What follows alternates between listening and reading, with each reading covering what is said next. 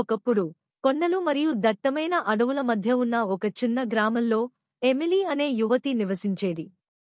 Emily తన అమ్మమ్మ నుండి కథలు, మాయాజాలం మరియు మిస్టరీ కథలను వింటూ పెరిగారు. అది ఎల్లప్పుడూ ఆమె ఊహలను ఆకర్షించేది. ఒక చల్లని సాయంత్రం, బయట గాలి వీచినప్పుడు మరియు పొయ్యిలో మంటలు పగులుతున్నప్పుడు ఎమిలీ తన అమ్మమ్మను కథ కోసం వేడుకుంది. తెలిసిన చిరునవ్వుతో ఆమె అమ్మమ్మ ఇలా ప్రారంభించింది. చాలా కాలం క్రితం ఈ గ్రామంలోనే అడవి అంచున ఒక ఇల్లు ఉండేది. అది పాత, శిథిలమైన భవనం. దాని గోడలపైకి పాకుతున్న ఐవీ మరియు ప్రతి మూలలో నీడలు దాగి ఉన్నాయి. దాని దెయ్యం వెంటాడిందని చాలామంది చెప్పారు.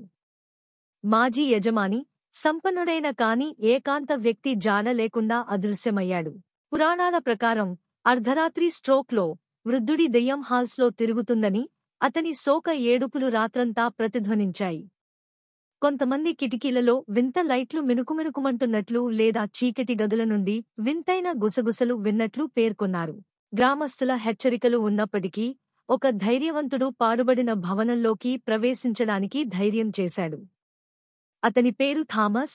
దెయ్యాలు మరియు ఆత్మల ఆలోచనను అపహాస్యం చేసిన ఒక ఆసక్తికరమైన యువకుడు. సత్యాన్ని వెలికి తీయాలని నిశ్చయించుకుని అతను పాత ఇంటిలోకి ప్రవేశించాడు. అతని లాంతరు గోడలపై పొడవైన నీడలను వేసింది. అతను దుమ్ముతో నిండిన కారిడార్లను మరియు మెట్లను అన్వేషిస్తున్నప్పుడు థామస్ వీక్షించిన అనుభూతిని కదలలేకపోయాడు. ఫ్లోర్ బోర్డ్ల ప్రతి క్రీక్ అతని హృదయాన్ని రేకెత్తించింది, మరియు ప్రతి గాలి అతని పేరు గుసగుసలాడుతున్నట్లు అనిపించింది. చివరగా అతను గ్రాండ్ బాల్రూంకు చేరుకున్నాడు. అది క్షీణించిన వస్త్రాలు మరియు నాసిరకం షాండిలియర్స్తో నిండిన విశాలమైన గది. మరియు అక్కడ, గది మధ్యలో నిలబడి, వృద్ధుడి దెయ్యం ఉంది. అతని అపారదర్శక రూపం చంద్రకాంతిలో మెరుస్తోంది. కాని థామస్ భయంకరమైన దయ్యం కాకుండా, దెయ్యం కళ్లలో విచారాన్ని మాత్రమే చూశాడు. వృద్ధుడు తన కథను, కోల్పోయిన ప్రేమ గురించి మరియు విడిచిపెట్టిన కలల గురించి, మరణం తర్వాత చాలా కాలం పాటు మిగిలిపోయిన పశ్చాత్తాపం గురించి చెప్పినప్పుడు అతను విన్నాడు.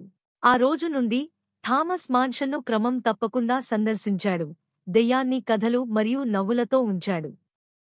మరియు గ్రామస్తులు ఇప్పటికీ వేటాడటం మరియు శాపాలు గురించి గుసగుసలాడుతున్నప్పటికీ, థామస్కు నిజం తెలుసు: కొన్నిసార్లు గొప్ప దెయ్యాలు మన హృదయాలను వెంటాడతాయి.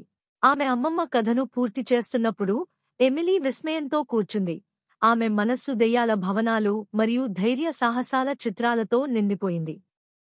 మరియు మంటలు తక్కువగా కాలిపోతున్నప్పుడు మరియు బయట గాలి వీచినప్పుడు ఆమె తన చుట్టూ ఉన్న ప్రపంచంలో ఇతర రహస్యాలు ఏమీ దాగి ఉన్నాయో ఆలోచించలేకపోయింది.